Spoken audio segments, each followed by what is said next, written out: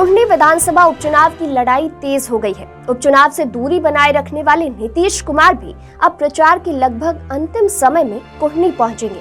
इससे मुजफ्फरपुर के कुढ़नी विधानसभा उपचुनाव का महत्व समझा जा सकता है। राज्य में हुए 2 उपचुनावों में गोपालगंज और मोकामा से नीतीश कुमार ने दूरी बनाकर रखी, तो वहीं कुढ़नी से जेडीयू के उतरने के बाद नीतीश कुमार की जिम्मेदारी बढ़ गई।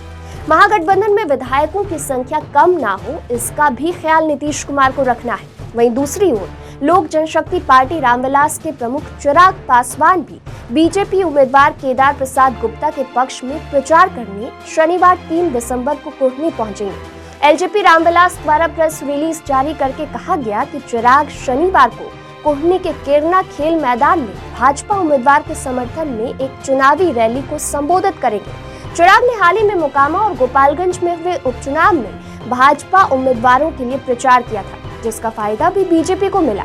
कुढ़नी में 13 उम्मीदवार मैदान में हैं। चुनावी लड़ाई मुख्य रूप से 7 दलों के महागठबंधन की ओर से जेडीयू के उम्मीदवार मनोज कुशवाहा और भाजपा के केदार प्रसाद गुप्ता के बीच माना जा रहा है।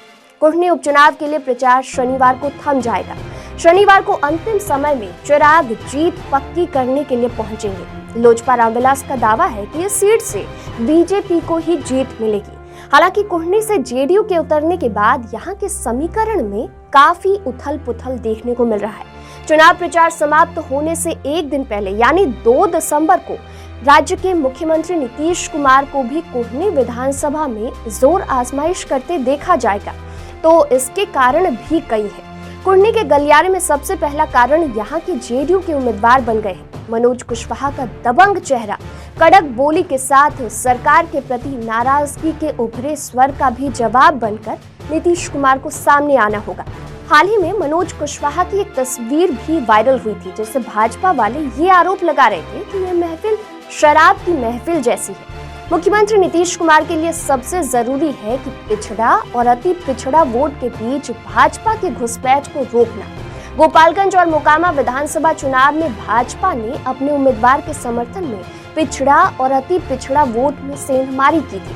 नीतीश कुमार के ना आने का फायदा भाजपा ने उठाया था। एक हद तक पिछड़ा और अति पिछड़ा वोट भी अपनी झोली में बीजेपी ने डाल ली थी। सो इस बार कंफ्यूजन को दूर करने के लिए नीतीश कुमार को चुनाव में शिरकत करने के लिए कुढ़नी विधानसभा में प्रचार करने को राजी किया गया।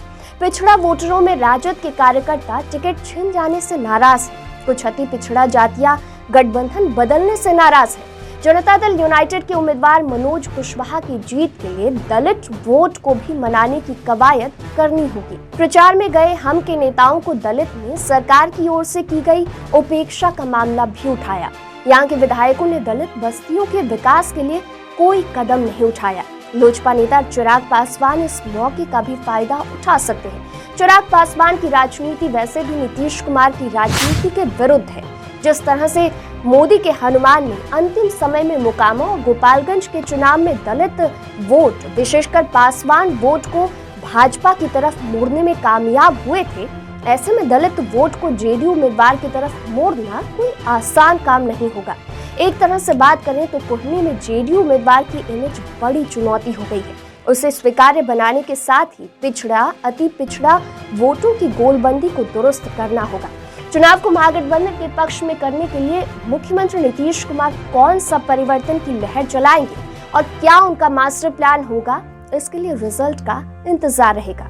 फिलहाल के लिए इस वीडियो में इतना ही। आप बने रहिए इंसाइडर लाइव के साथ।